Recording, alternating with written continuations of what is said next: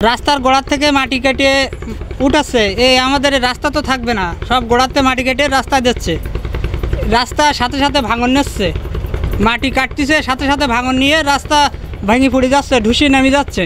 আমাদের চলাফেরার খুব অসুবিধা হচ্ছে, কাদা প্রচুর কাদা পানি সব উঠিয়ে দিচ্ছে, আমাদের এখন এই চলাফেরার খুব অসুবিধার মধ্যে আছি আমরা। রাস্তাগুলো সব কাটি এমনভাবে রাখি যে সব ভাঙি চুরে সব খালের মধ্যে পড়ে গেছে, আমাদের চলাফেরার খুব অসুবিধা, বর্তমান আমরা খুব কষ্টে দিন কাটাচ্ছি। অবদার কাজগুলো করতেছি, সব অবদার গোড়া কেটে বর্তমানে এখন মাটি নেনে সব কাজ করতেছি। এটা বলা ছিল ভিতরের তো মাটি নেবে, কিন্তু এই রেমালের দোহাই আর দুদিনে শিখেছে, কিন্তু আগামাতে তো এই পর্যন্ত 15 দিন এই 1 মাস যা কাজ করেছি সব এই রাস্তার গোড়া কেটে। এই রাস্তার কাজ যে হচ্ছে এটা তো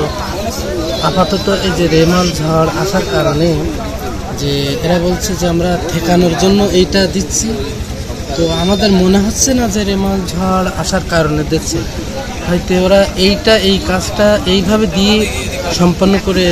যেতে চায়, যে আমাদের ধারণা যদি এইভাবে দিয়ে যায় তাহলে আমাদের ক্ষতি হবে, কেননা সামনে চর নাই, আর চর যতটুকু আছে এইটুকু কাটি দিয়ে যাচ্ছে,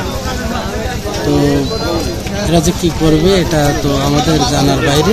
এই রাস্তা বানাইতেছে, এটা শহরের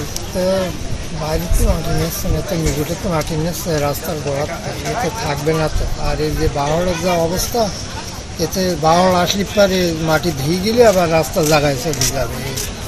যা মাটি তো দূরিত্বে না নিলে তো সম্ভব না। এখানে তো বক্তব্য দেওয়ার কিছু নাই, সাধারণ লোকজন অভিযোগ করছে, এটা তো আমরা কাজ শুরু করে প্রায় অর্ধেকের বেশি চলে আসছে। আর একটা বিষয় হয়ে গেছে, এইখানে কিছু বাকি হলো যে এই কাজটা মেকানিক্যাল এক্সকেভেটেড আর্ট দিয়ে করার শিডিউল, সামনে একটা ঝড় আছে, মানসিকভাবে একটু টেনশনে আছি, কারণ হচ্ছে এই প্রকল্প শেষ জুনে, যদি 1 বছর এক্সটেনশন হয়েছে, তো তারপরেও তো কাজ খুব একটা বেশি আগায় নাই।